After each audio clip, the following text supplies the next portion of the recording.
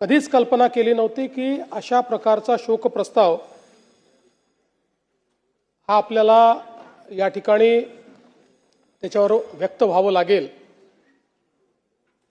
खरं म्हणजे सहज बाजूला नजर गेली तर नेहमीच खुर्चीत दादा असायचे आणि सभागृहामध्ये तर सुरुवातीपासून तर रात्री उशिरापर्यंत कितीही काळ सभागृह चाललं तरी आपल्या जागी बसलेले दादा हे आपल्याला या ठिकाणी पाहायला मिळायचे।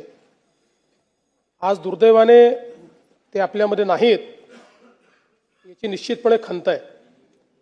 खरं तर यावर्षी दादांनी 12वा अर्थसंकल्प मांडला असता, पुढच्या वर्षी 13वा अर्थसंकल्प मांडून बॅरिस्टर शेषरावजी वानखेडे यांचा जो विक्रम आहे त्याची बरोबरी केली असती आणि कदाचित पुढच्या काळामध्ये महाराष्ट्राच्या इतिहासात सर्वाधिक अर्थसंकल्प मांडणारे अर्थमंत्री म्हणून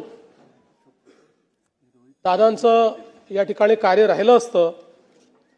पण अचानकपणे दादा आपल्यातनं निघून गेले आणि यावेळी हा अर्थसंकल्प मांडण्याची जबाबदारी या ठिकाणी माझ्यावर आली। खरं म्हणजे अर्थसंकल्पाच्या संदर्भात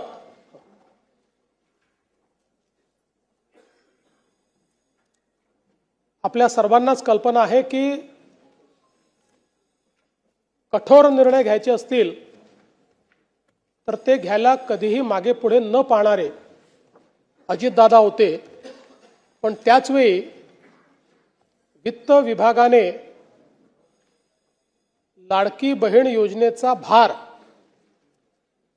हा अर्थसंकल्पावर फार मोठ्या प्रमाणात पडेल आणि म्हणून याचा पुनर्विचार करावा असं सुचवल्यानंतर देखील त्या ठिकाणी ठामपणे निर्णय घेऊन तो विषय मंत्रिमंडळापुढे आणण्याचं काम करणारे देखील अजितदादा होते। आणि आपल्या सगळ्यांना आठवतं की लाडकी बहीण योजनेनंतर अजितदादांनी गुलाबी जॅकेट घालणं सुरू केलं होतं आणि आम्हालाही सगळ्यांना ते जॅकेट घालायला लावलं होतं। आता या सगळ्या गोष्टी केवळ आठवणींमध्ये आहेत आणि म्हणून मला असं वाटतं की संपूर्ण सभागृह अत्यंत या परिस्थितीमध्ये दुःखी आहे।